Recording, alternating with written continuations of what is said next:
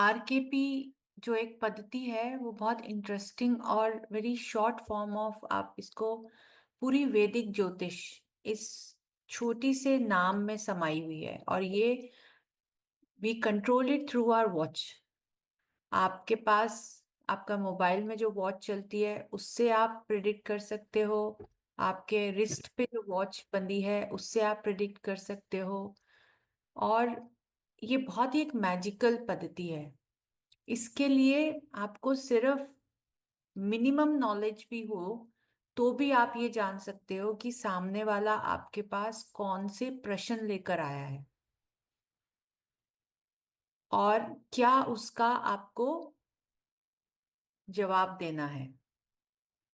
वो जवाब हाँ में है या ना में है तो भी आप जो है उसके जवाब दे सकते हैं।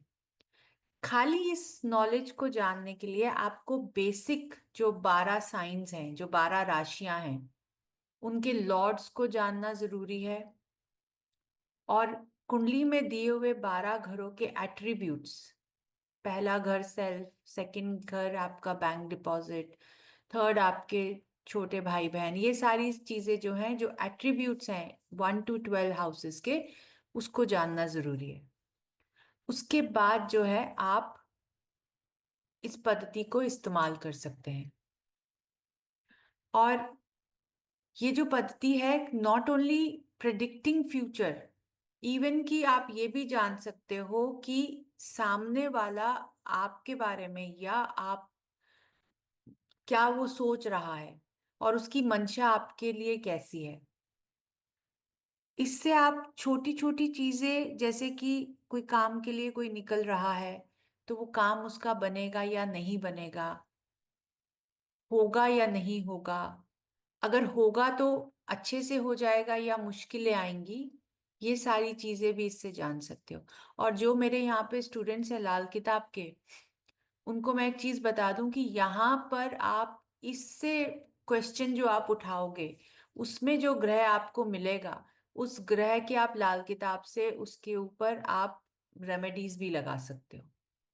तो जिनको जितनी पद्धतिज आती हैं, जैसे आप मान लो किसी को केपी आती है, किसी को वैदिक अच्छे से आती है, तो जो या कोई रेमेडीज जानता है तो वो रेमेडीज भी उस इस पद्धति पे आप लगा सकते हो वंस आप you get the hold of the planet. कि जिम्मेदार कौन है, किसकी वजह से काम नहीं बन रहा है, क्या करने से काम बनेगा, जो आंसर्स आपको ये पद्धति देगी उसके थ्रू आप रेमेडीज भी दे सकते हो। प्लस क्या लकी कलर होगा, क्या पहन के जाए, सामने वाले ने क्या पहना होगा, ये सारी चीजें आप इस पद्धति के द्वारा जान सकते हो। इसमें एक चीज और जरूरी है, इस पद्धति को पढ़ने के लिए आपको थोड़ा सा नक्षत्रों का ज्ञान जरूर होना चाहिए। नक्षत्र यानी कि आज के दिन में कौन सा प्लैनेट किसके नक्षत्र में है। जो 27 कॉन्स्टलेशंस है हमारे यूनिवर्स में, उसमें जब राशियों में जो प्लैनेट गोचर करते हैं तो उसके अंदर प्लैनेट कौन से नक्षत्र में है, उसका लॉर्ड कौन है, वो थोड़ा सा आपको जानना जरूरी है। वो भी आपको इस वर्कशॉप में सिखाया जाएगा कि भाई 27 नक्षत्र हैं, हर प्लैनेट के पास 3 नक्षत्र बांटे गए हैं। सुनीता सिंह जी, अगर एस्ट्रोलॉजी बिल्कुल नहीं आती है तो थोड़ा मुश्किल है, लेकिन अगर आपको बेसिक पता है या आपको ये मालूम है कि भाई 12 साइंस में 12 साइंस के लॉर्ड्स कौन से हैं, आप हाउसेस की रोटेशन पढ़ सकते हो, तो आपके लिए ये पद्धति आसान है। लेकिन जिनको अगर वैदिक बिल्कुल भी नहीं आती है, उनके लिए थोड़ी सी ये पद्धति को इस्तेमाल करना थोड़ा मुश्किल है। बट अगर जिनको आती है वो अपनी ही विद्या को फास्ट एंड थोड़ा सा फॉरवर्ड लेके जाना चाहते हैं, तो RKP is the best solutions for all of us.